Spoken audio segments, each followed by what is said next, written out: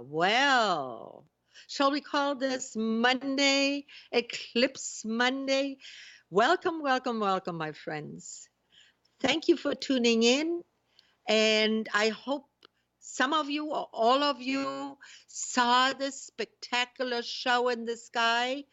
I saw it about 70%. Amnon, our producer, he saw it what? 90%, you said? 93. 93%. Well, it's almost all. Yeah. Yep. Pretty spectacular, right? Yep, it was. Yeah. It's a beautiful thing. These are the mysteries of life. Mm-hmm.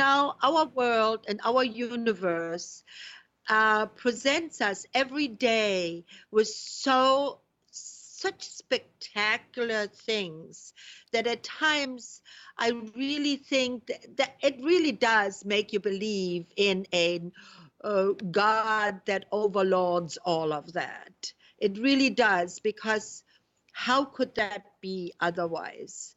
I have lately listened to many of the shows on National Geographic about To the Edge of the Universe and so on.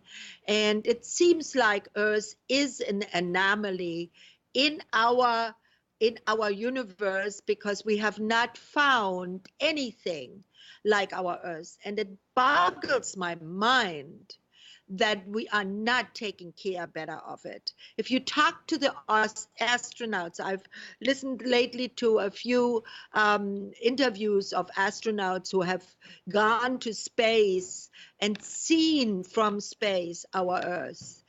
And each one of them says, how lucky are we? How fabulous is this? We should be all grateful every day, to belong to this species, to be on Earth here. And unfortunately, that is not the case, as we know, with everyone. But regardless of that, last week, we had a show that I was telling you about cancer, what we can do about it, and how we can hopefully prevent it. This is the second part of that, okay? Although if you did not listen last week and you only listened today, I hope you stay with me. I hope you listen to what I have to say, because this research is the latest research, and it just came out in the Science Daily in July 2017. So I will tell you about that, what these doctors and researchers have found about it. But first, before we go there, I want you to, if you have questions, please get into the chat room. Amnon, our producer, who helps us, it helps you to hear me talk about these things, will tell you of how to get in touch with me. So if you want to participate, and we definitely encourage it, log into the chat where you're watching it on nissancommunications.com, and you can put any name that you want. We don't ask you for your email or any other information. You can call in to 919-518-9773. 919-518-9773, and the number is on the page also. And if you are long distance, you don't have free calling and all that, you can use Skype and connect with Computers 2K Voice. This is audio only, so you don't need a camera. Yeah, and it's I know that anybody who is online now and who is listening will be glad that they did today, because here is the latest research. Now, as you know, I'm a homeopathist. I'm also a researcher, not only in homeopathy, but researching of what other things we can do in life to help us live better, stronger, and not get ill and not have to maybe encounter cancer. However, many researchers have for many years said, although it is a mutation, cancer is a mutation of cells, they were really not quite sure what caused the mutation. Now, we know that they said that smoking definitely is a factor, that UV light is a factor, that some have a genetic predisposition to cancer, which all is valid. However, they are a few other factors which we have not taken into consideration or as much as we should have, or we should have done that. Now, um, and please pardon me because I'm going to read some of this, okay? Because this just came out, and I have, even though I have digested it and understood it, I want to get it right, so I want you to have the right information. The source of the Science Daily is, and you can all look this up, sciencedaily.com. You can, read it up there. The source of this paper is the University of Colorado, the Anschutz Medical Campus. And in summary, what they said is refuting the idea that mutations cause cancer. Okay, refuting the idea that only mutations cause cancer. Medical researchers offer evidence that forces of evolution driven by natural selection acting in the ecosystem of the body, that in the presence of tissue damage allow cells with dangerous mutations to thrive. So here is what they're saying. If the ecosystem, and we know what that is, right? The ecosystem is our healthy cells and our cell health, and how the inside of our body, if it is healthy or not. What makes it healthy is when cells replicate in an orderly fashion, that there are no rogue cells, and that there is no force that makes the cells divide in a different way. Now, we know also that inflammation can cause cancer. And why would that be? It's because the inflammation now, the cells in the inflammation, the healthy cells, are trying to preserve the ecosystem of the system. However, some of these cells mutate. All of a sudden, they have a different attachment to it. Each cell has an attachment, like a little antenna, that attaches to the other cell and gives the signal to the other cell to mutate in an orderly fashion. Now, if that cell tells that other cell mutate twice as fast, so the anomaly of the cell is changed, then we have cancer. And here's what this Dr. Gregory wrote this paper. And he is saying, the longer we live, the more chance that awful luck will result in one of these random causing mutations.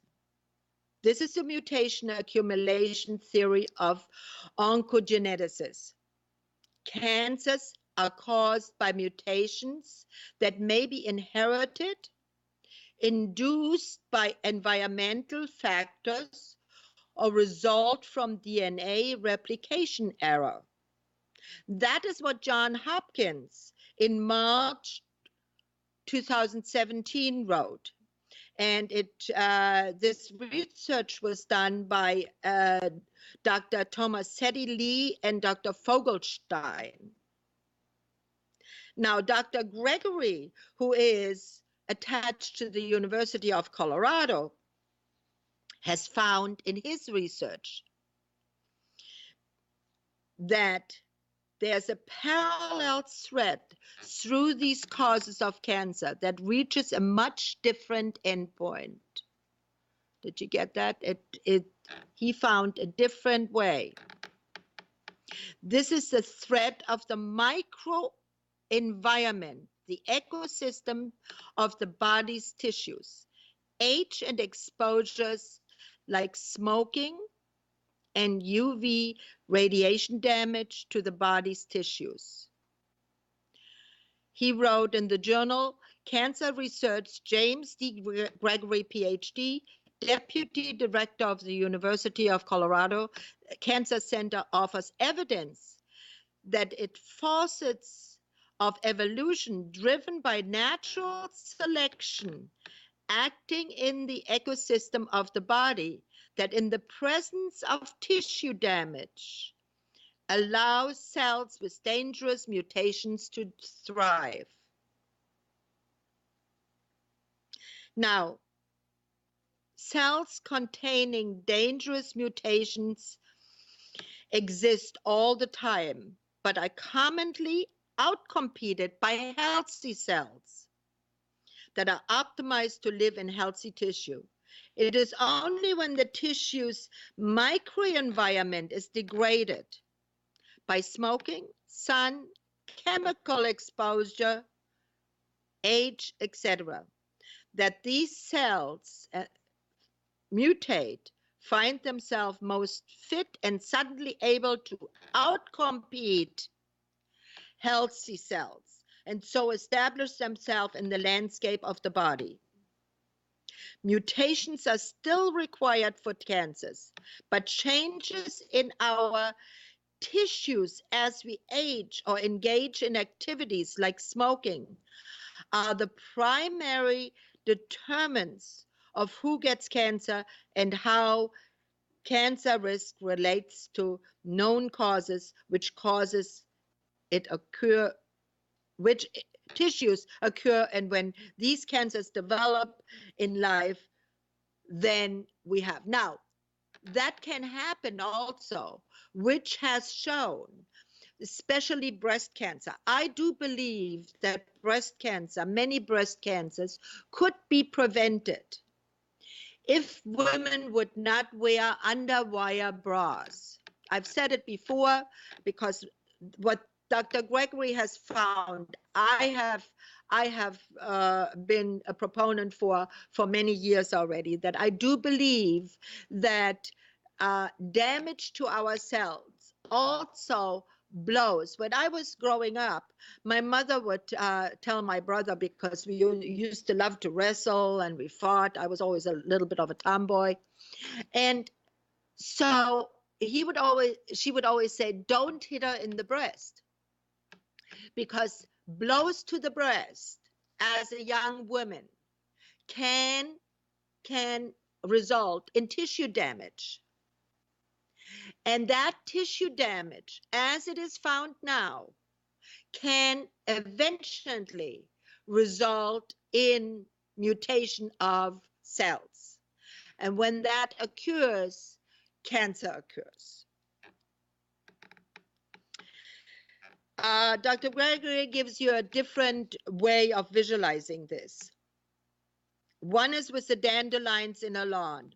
Dandelion seeds are omnipresent, but a healthy lawn keeps them from growing. However, dandelions are poised to take advantage of disturbed earth, quickly invading areas of damage.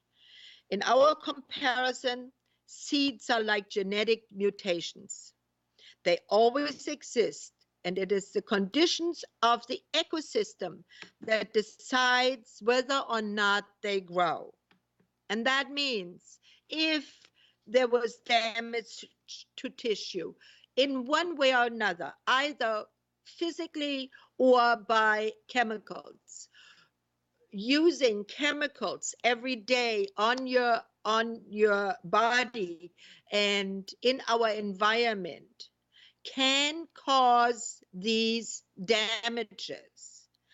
And another way, he says, to visualize the evolutionary theory of cancer is the meteor that ended the reign of the dinosaurs.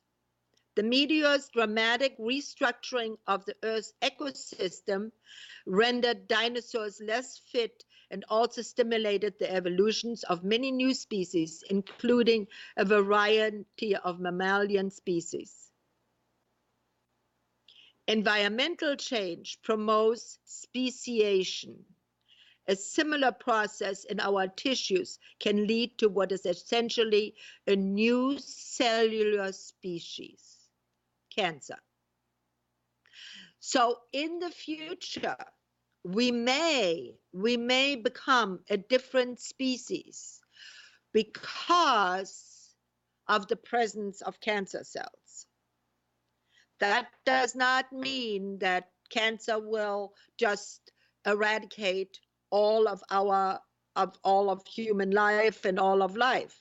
It will not. What it will do, it will result in a different species.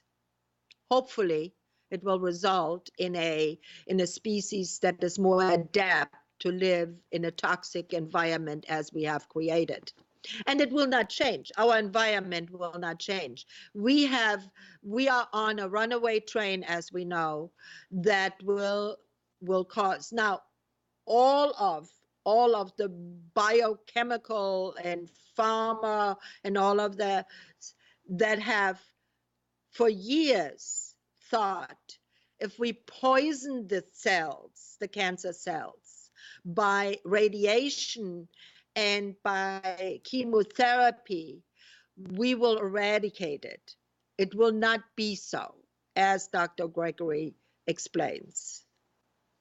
We are all loaded with mutations, and yet we are not all getting cancer.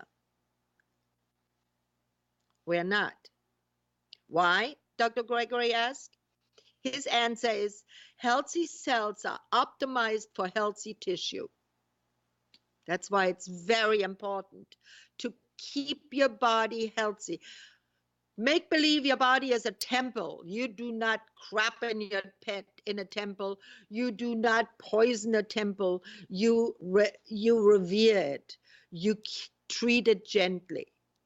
If you do that, your body and your cells will thank you. Most mutations make cells less fit. Less fit. This means that in healthy tissue, in a healthy tissue microenvironment, healthy cells outcompete pre-cancer cells, keeping these pre-cancer cells in check. But when the tissue's microenvironment is damaged, the existing cells with dangerous mutations may now be able to thrive.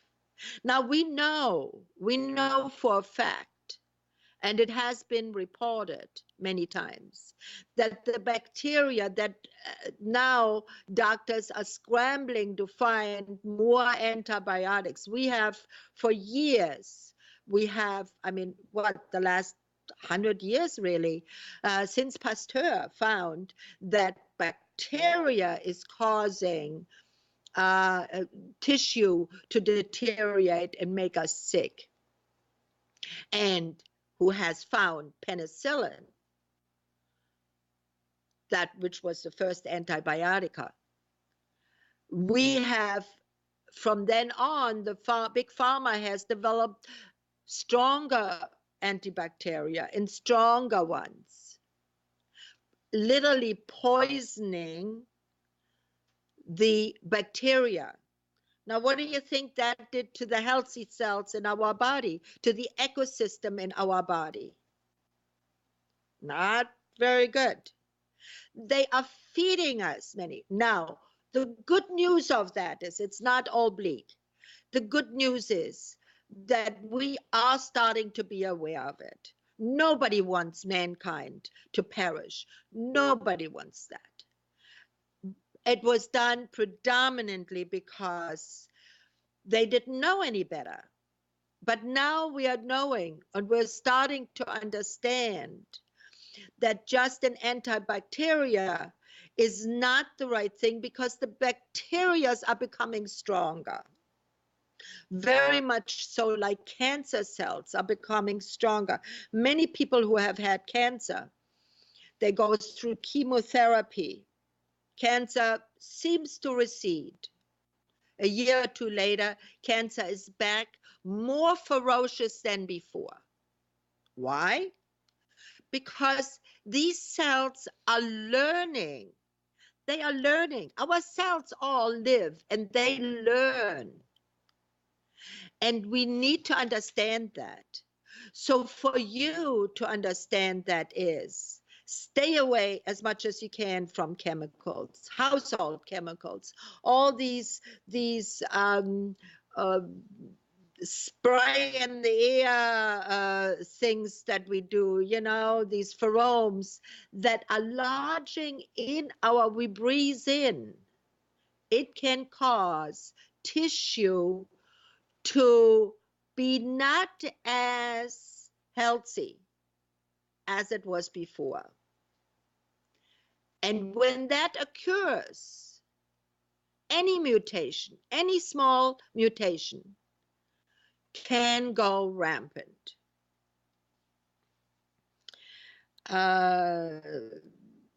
Let's see where we are here. Okay, humans will hold about half their lifetime complement of mutations by young adulthood. That means at which point cells relax the frantic pace of replication used to build the adult body. However, the likelihood of developing cancer does not match this rate of mutation. Despite having half of the lifespan's mutations, young adults have much less than half of the lifespan's cancer risk. So it is not so that everybody will get cancer. Everybody who is not diligent in keeping their body healthy and their cells healthy and alkalized, because as I explained last week, is also the environment. If the environment of the body is very acidic, cancer cells can have much more of a foothold. Also bacteria, much more of a foothold. If you keep your body more alkaline, eat more leafy greens, have watermelon is a fabulous one in the summertime. Watermelon, cucumber, all these, they're perfect to keep your body alkaline. The more meat you eat, the more acidic your body will be. Dr. Gregory also shows that along with mismatching the number of mutations in cells, cancer risk also mismatches the number of cells in tissue. Yet, according to Dr. Tomasetti, the first one that wrote about mutations, more cells and more replication should lead to more chance of mutations and eventually to more cancer. And he gives there a visual for that. The more copies, the more chances for the printer to smudge. Makes almost sense, right? However, across the species, that is not true, they have found now. A blue whale has about 7 million times more cells than a mouse, and yet the whale has no more cancer risk across his lifespan. Researchers refer to this as Peto's paradox.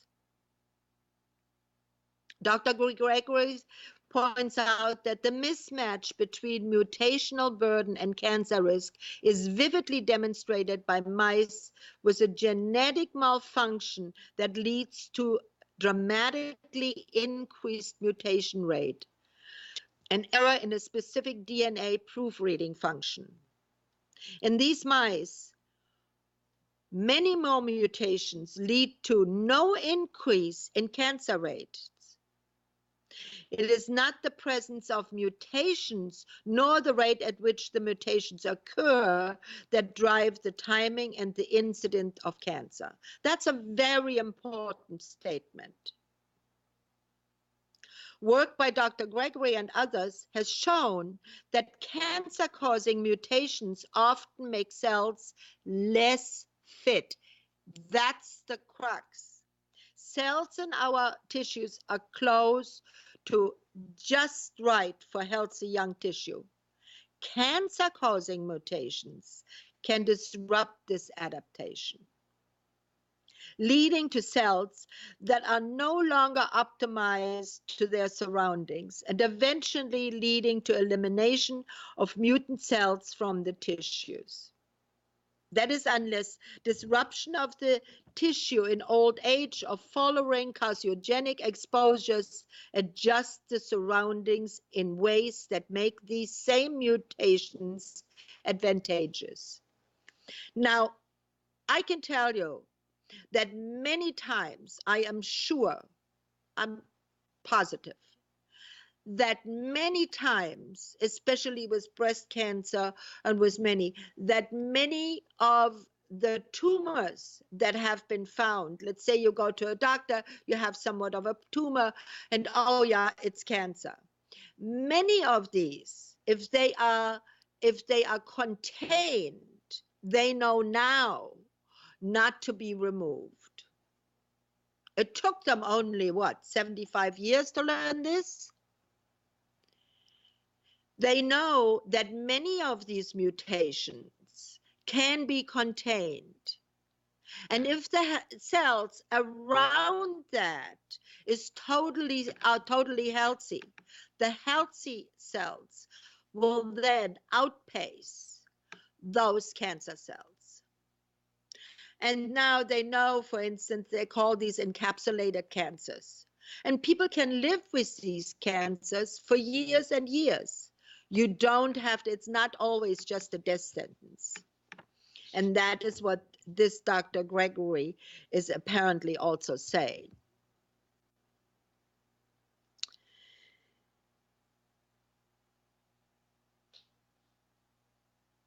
If the field believes that mutations are the major factor causing cancer, then preventing cancer depends on preventing mutations. However, if the field looks through Dr. Gregory's lens of evolutionary competition between cancer cells and healthy cells, depending on their relative adaptation to microenvironments, then preventing cancer depends on maintaining a tissue ecosystem that favors healthy cells. And there's the proof. That's what needs to be done. We are not going to anytime soon come up with technologies to prevent most mutations, but manipulating the microenvironment, that is more approachable. And what does that mean, manipulating the microenvironment? That means that we eat healthy, that we do not expose ourselves to environments that are not conducive to healthy cell growth. That means, of course, smoking. That means, of course, overly sun exposure, More people have, they have a problem with sun exposure by having small cells that really mutate and then invade the body. If the cells around it are not healthy, if the cells around a mutated cancer cell are healthy, you will not die of cancer. You will not have cancer. I hope that this was helpful and gives you really pause to what it is when we talk cancer. I've seen many people, come to me. As you know, I'm a homeopath, and I have seen people who have cancer, and they have come to me. And I have made, and next week, in fact, I'm going to tell you about a case with a little dog, but it doesn't matter if it's a dog or a person or a cat, it doesn't matter. The cell mutation and the cell and the ecosystem of cells is really very similar. And many of these, if they are treated differently, that means we are not poisoning the entire body to get rid of a small cancerous tumor, but we are bringing the body to a more healthy level. And they are doing that now. You have probably heard about that they are now having that the immune system now is being strengthened at the same time as they are treating cancer, which I've said all along. And glory be for all of these brainy scientists to now say, oh, we have an immune system. Maybe if we strengthen that now, maybe then we can fight cancer better. Well, here's the proof.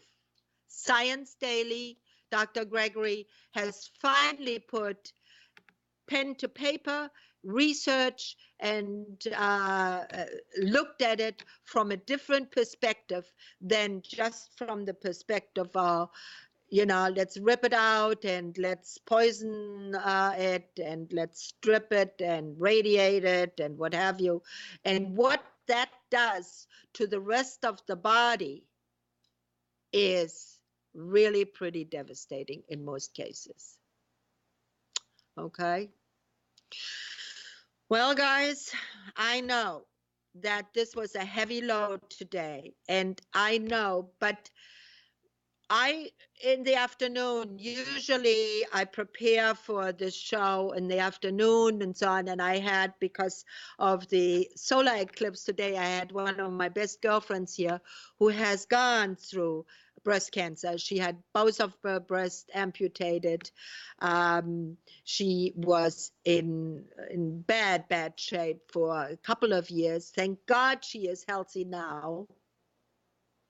But at the same time, while she was going through that, I was also helping her to keep her immune system strong and healthy.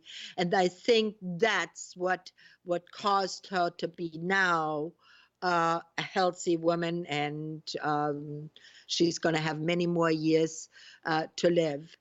And I was reading that to her, and she was looking at me and she said, wow, Gisela, you have to tell others. So that's what I did.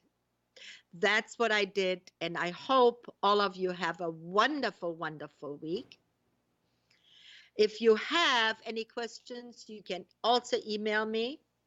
Amnon, you always have an input. I was waiting for that. Please voice it now. It's going to be either Gisela or Homeopath at mylifemywill.com. Yes.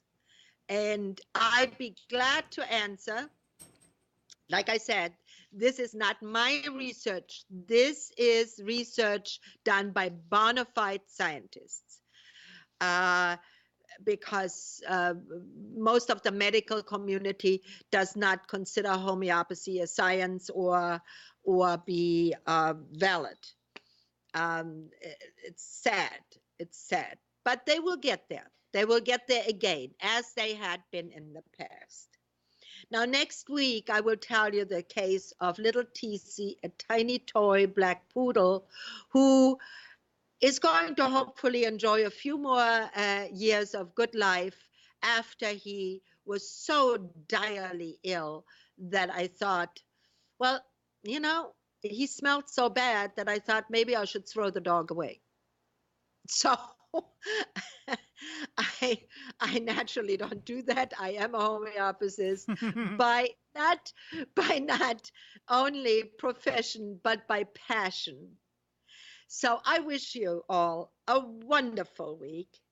And please, please tune in next week. It's a fascinating case, and I will tell you all. And I will also tell you about 2 herbs that you need to know. So all of that coming up next week. And I wish you a great one. Bye for now.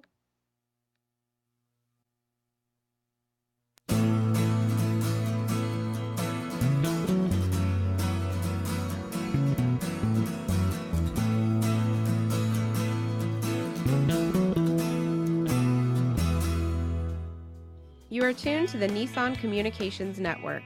If you tuned in too late, you can always watch each program in its entirety or download an MP3 audio file of it in the archives section at nissancommunications.com. Don't forget to subscribe to our YouTube channel, follow us on Twitter, and like us on Facebook. Sponsored by Telestream's Wirecast software, StreamingGear.com, Carolina Apparel, and DeltaForce.net.